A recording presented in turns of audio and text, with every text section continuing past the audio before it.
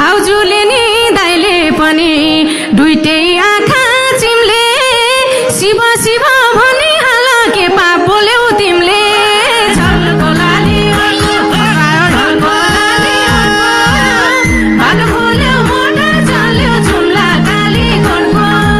दाजु भन्दै लायौ उनकै पिरतीको छाप त दाजु भन्दै लायौ उनकै पिरतीको छाप त साँच्चै ईश्वर रहेछन् भने तिमीलाई लाग्छ पाप त झल्को लाली उनको झल्को लाली उनको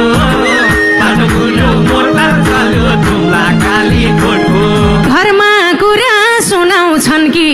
यही कुराको डर छ घरमा कुरा सुनाउँछन् कि यही कुराको डर छ मेरो घरमा बिग्रे तिमीले जिम्मा लिनु पर्छ झल्को लाली बाटो खोल्यो मोटर चल्यो जुम्ला काली कोटको दुईटा फोनको काम चलाउने तिमी एउटै सिममा दुईटा फोनको काम चलाउने तिमी एउटै सिममा मैले किन लिन्छन् कृष्ण दाइले जिम्मा झल्को लाली